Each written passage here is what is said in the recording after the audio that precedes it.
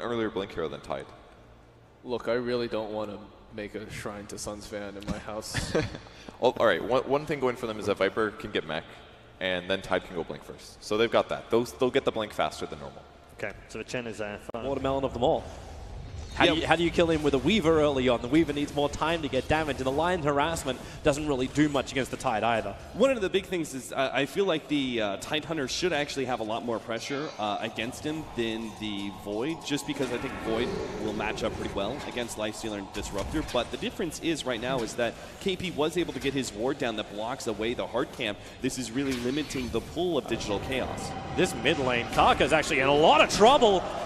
The prep was being worked so hard by Misery. That Sato was chasing him around for a good minute and a half and managed to hit a couple of those blasts, and then DC are able to capitalize on that little chip by chip by chip, and having no more bottle charges available for the IO, First Blood goes the way of DC. That is actually huge because this gets Weehaw into a pretty comfortable lanes, maybe mid, maybe bottom, or maybe even the team will go to him and they'll just bully down tier 1s because who wants to fight a Ravage? No one, really. But normally when they've got that, they've got like Chorn over online. He's able to get that first initiation, turning the fights in, like from 5v5 into 4v5, and Newbee have that advantage too. KP. Oh yeah, with the Scarabeels coming out, KP, there's extra help coming in from Misery, and maybe they can hold him in position. Yep, they will.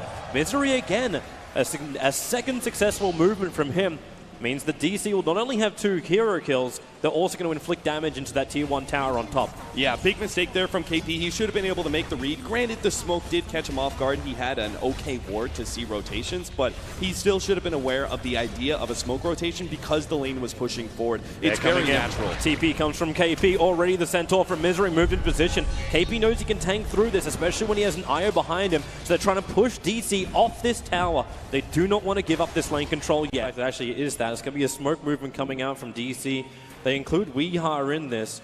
The question is, can they find the opening? The middle lane Moo is a long, long way up. He was actually over on the Dire side of the river, but they don't find their opening there. It's the Dire Observe Ward on top lane, which is going to reveal their best position. And thanks to that Observe Ward, which is down from Newbee, KP feels very, very secure. So they see him up the hill. He'll blow the Ravage straight away, catching them all out on the ramp. So KP will have to burn the Ravage, but he guarantees the smoke fails, and he stays alive, but he has to forfeit his tier 1 tower now. Of Newbee back to that tier 2.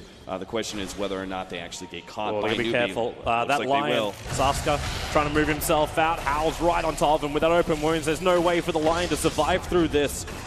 No more support from DC to help him out. They don't have the extra vision. They should also be careful about the deep ward which DC planted.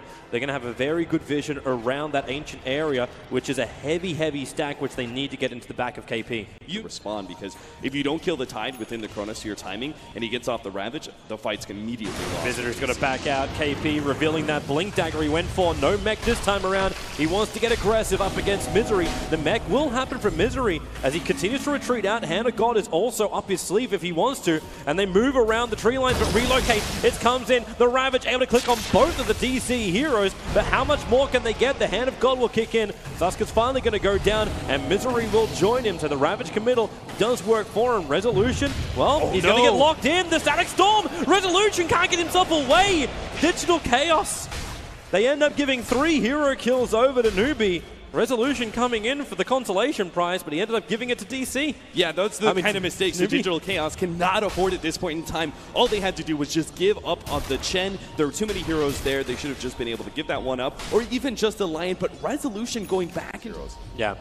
It seems like an impossible task, and Newbee, they're actually not doing just that straight push. It's like they just want to take a good fight. They'll take Roshan next time when he's up, which is, in fact, now. So they'll just slip inside the pit, and DC, it's like their only chance is to come down here and hope for just one hell of a Chronosphere, but Newbee understand this.